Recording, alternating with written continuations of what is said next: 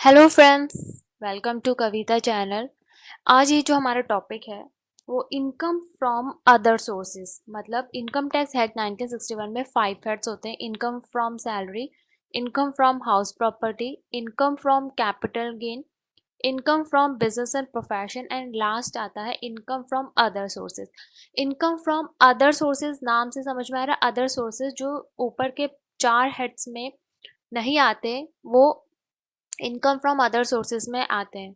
अब हमें ये देखना है कि इनकम फ्रॉम अदर सोर्सेज में क्या क्या शामिल किया जाता है, कौन कौन सी इनकम जो हमें अर्न होती है वो इनकम फ्रॉम अदर सोर्सेज की कैटेगरी में आ जाता है। Then let's start. Any income which does not fall under any other head of income, that means income from business profession, income from salary, capital gain, house property, then it will be called as income from other sources. Few examples which are treated as income from other sources as per Indian Income Tax Act 1961. Okay, let's start. सबसे पहले any amount receive as rent from plant machinery furniture let on hire. अगर मैंने अपना कोई extra अगर plant है machinery रखा हुआ है, फर्नीचर वगैरह रखा है, मैंने उसे किराए पे चढ़ा रखा है और उसका किराया अगर मुझे मिल रहा है तो वो कौन से हेड में आएगा? इनकम फ्रॉम अदर सोर्सेज के हेड में आएगा। उससे होने वाली इनकम टैक्स तो लगेगा ना, तो उसको हम डिफाइन करेंगे कि कौन से हेड में आएगा। नेक्स्ट है income from crossword puzzles, horse race game, card games, television games, show and other entertainment programmes in which people win prizes and lottery. जैसे कि कौन बनेगा करोड़पति, केबीसी में जो भी गेम वगैरह होते हैं उसमें जो हमने इनकम अर्न करी है, जो चिल्ड्रंस जो सिंगिंग कंपटीशन में पार्ट करते हैं उसमें उनको जो प्राइज मनी मिलता है, तो वहाँ से जो भी इनकम मिलता है वो इनकम फ्रॉम अदर सोर्सेज में आता है। रेंट फ्रॉम सब लेटिंग, सब लेटिंग क्या होता है? जैसे कि हमने जैसे ए और B, A B C 3 person है। ए लैंडलॉर्ड है, मकान मालिक है, बी उसका किराएदार है। ए ने बी को मकान किराए पे दिया, बी ने क्या किया, वही मकान किराए सी को दे दिया, तो सब लेटिंग हो गया। ठीक है, जो बी को जो इनकम अर्न हो रही है that is the part of the subletting, तो वो इनकम फ्रॉम अदर सोर्सेज में आ जाएगा। Rent from subletting. Dividend except which is exempt under section 10 of Indian income tax act 1961। देखिए, हमें जो इंडियन इनकम टैक्स 1961 में जो इंडियन कंपनी जो भी डिविडेंड मिलता है वो एग्जेम्प्ट होता है, बट एक्सेप्ट कहा है विच इज एग्जाम अंडर सेक्शन 10 में, जो एग्जेम्प्ट है वो तो नहीं आएगा, अदरवाइज जो होगा वो इनकम पार्ट होगा अदर सोर्सेज का। क्लियर? मैंने वीडियो बनाया है, उसमें प्रैक्टिकल क्वेश्चंस में आया है, तो आप उसमें और समझ सकते हैं। तो डिविडेंड एग्जेम्प्ट है, अगर अंडर सेक्शन 10 में तो एग्जेम्प्ट है, otherwise part of the income from other sources. Any contribution received by employer from his employee, and if that amount is not shown as business income, then it will be treated as income from other sources. Interest receive from bank from saving bank accounts, under section 80 TTA में deductions भी मिलता है, और जो भी interest आपका income earn हो रहा है वो इनकम फ्रॉम अदर सोर्सेज में चला जाता है। और under section 80 TTA income interest earn जो होता है सेविंग बैंक अकाउंट, मैक्सिमम 10,000 ही डिडक्शन मिलता है। Interest from post office savings accounts, वो आपका इनकम फ्रॉम अदर सोर्सेज में जाएगा। Interest from monthly income scheme from post office, that is part of the income from other sources.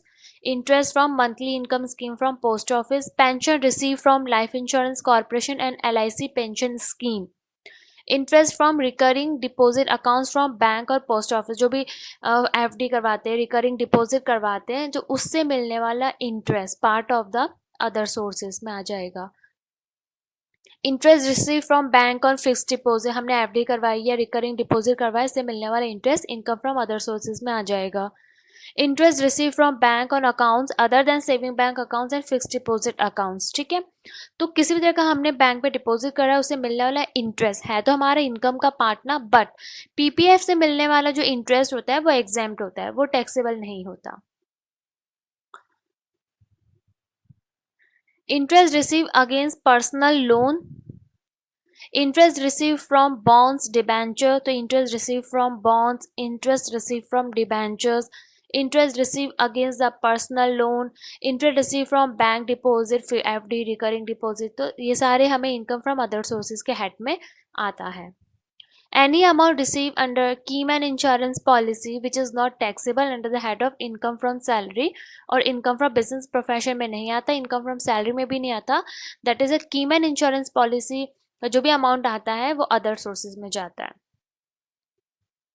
Any cash gift, देखिए अगर हम किसी काइंड फॉर्मेट में अपने रिलेटिव्स को किसी के मैरिज फंक्शन में बर्थडे में कोई गिफ्ट देते हैं तो वो तो हम अपने रिलेटिव्स को दे सकते हैं, बट कैश की एक लिमिटेशन बना रखी है कि any cash gift sum of money receive from any person without any consideration exceeding 50,000 rupees. 50,000 तक ठीक है, 50,000 से ऊपर अगर आप किसी को कैश में गिफ्ट कर रहे हो तो वो गिफ्ट टैक्स का अलग से एक्ट बना है, तो उसके अकॉर्डिंग उसका ट्रीटमेंट होगा. Interest received on compensation. Interest received on refund of any tax amount from tax authority. Tax authority को इन रिफंड करना है हमें, वो हमें रिफंड करेगी. अगर टैक्स अथॉरिटी ने रिफंड करने में डिले किया तो उन पर इंटरेस्ट चार्ज हो जाएगा, तो वो भी हमारा इनकम का पार्ट है कि हमें एक्स्ट्रा इनकम रिफंड तो मिल ही रहा है, उस पर हमें इंटरेस्ट भी मिल रहा है, तो वो इनकम फ्रॉम अदर सोर्सेज में आ जाएगा. Withdrawal under NSS National Saving Scheme 1987 including interest, वो भी किस में आ जाएगा, अदर सोर्सेज है. Interest and premium receive on redemption of debentures, debentures का रिडीम होता है, उस पर अगर हमें कोई प्रीमियम मिलता है, इंटरेस्ट मिलता है, that is a part of the income from other sources. Fee from tuitions and examination fee etcetera receive by individual who is not engage in a professional, जैसे कि यूनिवर्सिटीज एग्जाम्स वगैरह होते हैं, वहाँ पे टीचर्स को अपॉइंट कर देते हैं, उनको जो भी फी दे दिया जाता है, जैसे संडे एग्जाम होता है वहाँ पे टीचर्स जो अपॉइंट होते हैं तो उनको मिलने वाला इनकम फॉर अदर सोर्सेज में आता है. Royalty receive income from other sources. Any income received by beneficiary of a trust. Amount beneficiary of a trust मतलब एक ट्रस्ट बना देते हैं, उसका कोई भी बेनिफिशियर अपॉइंट कर देते हैं तो उसको कोई भी इनकम मिलता है वो इनकम फ्रॉम अदर सोर्सेज में आता है. Amount of interest occur on national saving certificate, national saving scheme, किसान विकास पत्र, तो हमने अगर ऐसा कोई अमाउंट डिपॉजिट करते हैं हम उसमें ऐसी इसकी स्कीम्स में, ये गवर्नमेंट की स्कीम में, उससे मिलने वाला इंटरेस्ट हमारे इनकम ही है तो वो अदर सोर्सेज में आ जाता है. Income from agriculture land which situated outside India. Any income from agriculture land से मिलने वाला इनकम तो एग्जाम्प्ट होता है, लेकिन सिचुएटेड आउटसाइड इंडिया, भारत देश से बाहर है, तो फिर इनकम फ्रॉम अदर सोर्सेज में आ जाएगा. Any amount receive as a family pension by family member of the deceased from the employer will be treated as a income from other source in the hand of the member who received the money. देखो जिसके हाथ में पैसा आ रहा है उसी के जब इनकम कैलकुलेशंस होगा तो इनकम फ्रॉम अदर सोर्सेज उसके हेड में ऐड होगा. Any casual income, income receive as a insurance commission, insurance जो इंश्योरेंस एजेंट के काम करते हैं वो इंश्योरेंस कमीशन के रूप में जो भी मिलता है वो इनकम फ्रॉम अदर सोर्सेज में आ जाएगा. Income receive as a insurance commission. Rent receive from plot of land and ground rent, जैसे कि हमारा कोई भी खाली लैंड रखा हुआ है, हमने उसको रेंट पे दे दिया और उसे रिसीव जो भी हमारी इनकम हो रही है तो इनकम फ्रॉम अदर सोर्सेज में आ जाएगा. Any income receive from any undisclosed sources. Salary receive by members of parliament, जो पॉलिटिकल पार्टीज के जो लोग होते हैं मेंबर्स ऑफ पार्लियामेंट के, तो सैलरी रिसीव तो किसी भी हेड में आता नहीं है तो इनकम फ्रॉम अदर सोर्सेज के हेड में आ जाएगा. Salary receive by members of parliament, ये इंपॉर्टेंट पॉइंट है, कई बार कंफ्यूज हो जाते हैं क्या ये कौन से हेड में जाएगा, तो salary receive by member of parliament part of the other sources. Income receive from letting out the space for display of hoardings, ठीक है, डिस्प्ले ऑफ होर्डिंग्स वगैरह जो एडवर्टाइजमेंट के होर्डिंग्स देखे आपने इतने बड़े बड़े, तो income receive from letting out the space, हम एक जगह प्रोवाइड कर देते हैं कि हमने आपको जगह दे दी है, अब यहाँ पे अपने होर्डिंग्स लगा सकते हो. कोई भी अपने एडवर्टाइजमेंट प्रमोट करने के लिए जो होर्डिंग्स लगाते हैं तो हमने स्पेस दिए तो हम उनसे पैसा चार्ज कर रहे हैं, तो हमें जो इनकम मिल रहा है वो इनकम फ्रॉम अदर सोर्सेज में आ जाएगा. तो income receive from letting out the space for display of hoardings. Income receive on share application money, income from other sources में आ जाएगा. Interest receive on debenture application money, interest on tax refunds, interest receive on debenture application money, share application money, ठीक है. तो ये सब थे जो इनकम फ्रॉम अदर सोर्सेज में आते हैं. अब एक इम्पॉर्टेंट चीज़, ये सारी इनकम को अर्न करने में या इनको कलेक्ट करने में अगर कोई एक्सपेंस हुआ तो वो डिडक्ट करके फिर इनकम फ्रॉम अदर सोर्स में टैक्सेबल होगा, हमें उसका एक्सपेंसेस का कोई बेनिफिट नहीं मिलता है। Clear?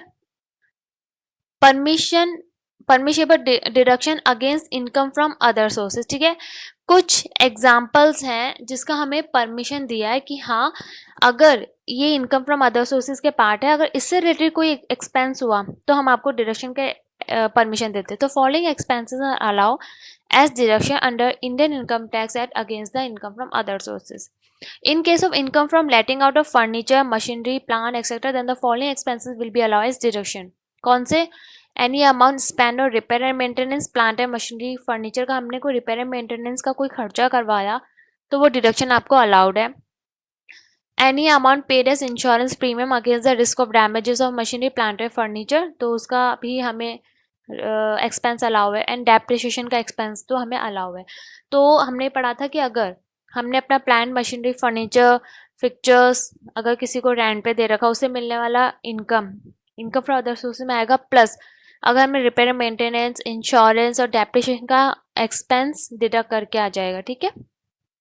Any amount of depreciation, ठीक है, in case of family pension और deduction of 1/3 of such income of ₹15,000 whichever is less. तो फैमिली पेंशन, जैसे कि सपोज हमें फैमिली पेंशन मिल रहा है 25,000, तो उसमें भी हमें होगा कि 15,000 और 1/3, तो विच एवर इज लेस होगा तो इतना आपको डिडक्शन अलाउड हो जाएगा। तो in case of family pension और deduction 1/3 of such income, income का 1/3 और 15,000, जो भी इसमें से कम होगा उतना डिडक्शन मिल जाएगा। क्लियर? कोई कंफ्यूजन तो नहीं है ना? जितना भी आपको फैमिली पेंशन मिल रहा है उसका 1/3 निकालेंगे और 15,000 दोनों में कंपैरिजन करेंगे, जो भी लेस होगा उतना आपको डिडक्शन अलाउड हो जाएगा। Any other expenses other than capital expenses incurred for making such earning, ठीक है।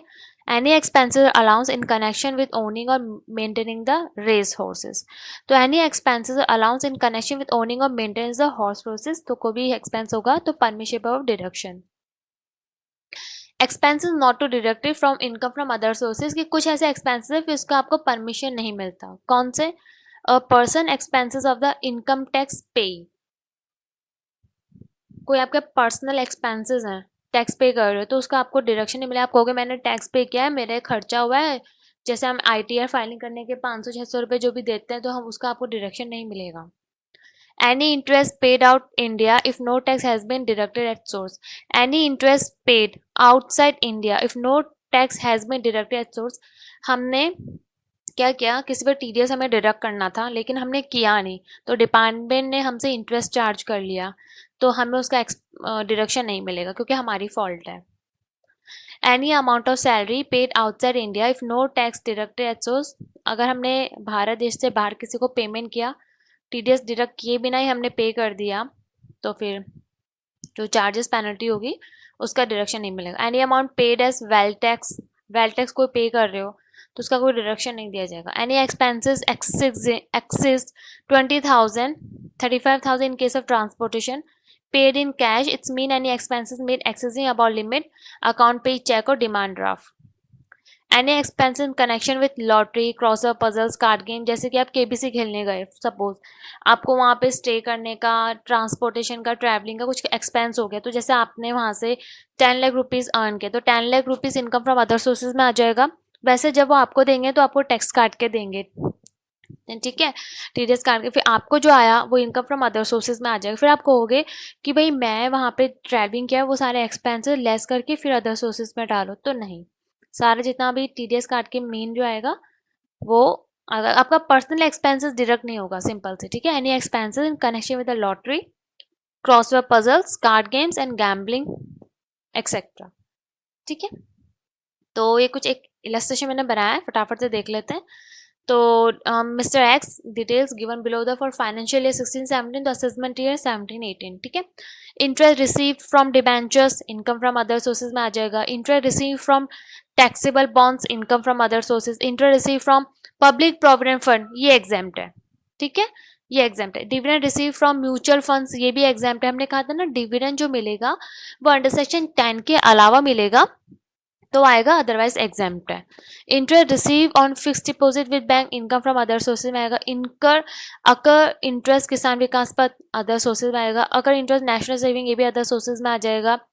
ठीक है। और गिफ्ट रिसीव फ्रॉम फ्रेंड 60,000 तो 10,000 रुपये टैक्सेबल हो जाएगा क्योंकि 50,000 से ऊपर हो गया है। ठीक है। विनिंग फ्रॉम टेलीविजन शो तो देखिए इंटरेस्ट रिसीव फ्रॉम डिबेंचर्स ये आ जाएगा, ये आ जाएगा। Interest receive for public provident fund ये एग्जाम्प्ट है, ये नहीं आएगा।